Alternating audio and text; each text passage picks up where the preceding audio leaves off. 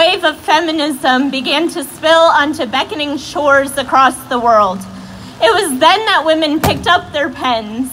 They wrote about their mistreatment, their hunger, their yearning for life beyond their father or their husband's homes. They were fighting for basic rights, the right to an education, to own land, vote, even the right to refuse their husband's advances. I think about those early feminists and abolitionists and how because of them and their sacrifices, we are able to gather here today and make our voices heard. But we all know that even 200 years later, the fight for equality is not over. At birth, women become intertwined in a sisterhood born of shared experiences. At a young age, we become victimized by oppression. We are told that we are lesser than our male counterparts, that no matter the length of our resumes and our years of hard work, the only way we will earn a seat at the table is if we bring our own folding chair. Yep. But we're smarter than that. We know our worth. Every single person here today is an example of our strength, our resilience, and our refusal to give up when the goings get tough, because we know the truth about our sisterhood. Even when our country seems to be at its most divided, we can find our empowerment in each other. Yes, we can. The only positive thing that the Trump administration has given me is thick skin. And I think that many of you could say the same thing. We will not allow ourselves to become voices lost in a crowd. We will not go quietly, and we will not give up the fight for equality. As I was writing this speech, I began to think about the struggles that the women before me have faced so that I wouldn't have to face the same struggles. I think about my grandmother who had to petition the local school board just to let her daughters wear pants to school in the freezing winter. I think about my mother who had to break through in a career path dominated by men. I think about my own story, how at the age of 13, a male politician suggested to me that I consider going into nursing instead of following my plans to become a lawyer. I think about the struggles of women around the world who still lack education, the rights to their own bodies, the rights to govern. I think how difficult it is for us to speak about the challenges we face as women because the word feminism is considered a filthy word. And I know why a lot of people might say feminism is a filthy word.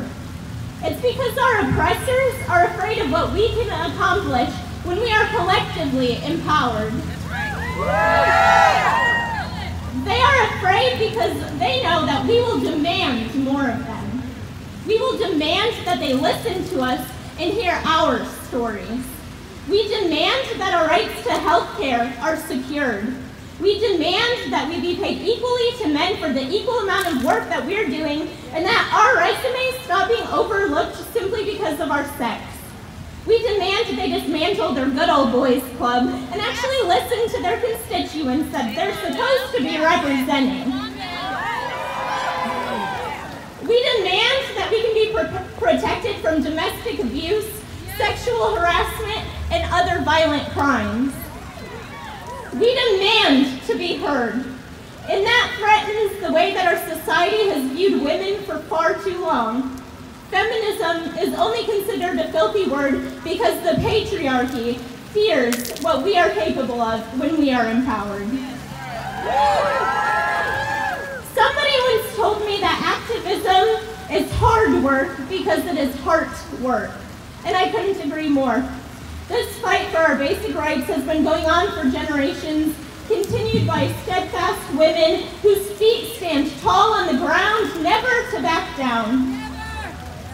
As feminists, we will use our fearless voices to stand up for ourselves and to amplify those who have been unable to be heard in a society brimming with adversity.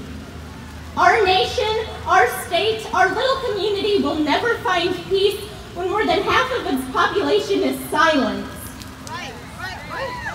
We are standing here together in this awful weather to demand a better tomorrow for our sisters to come.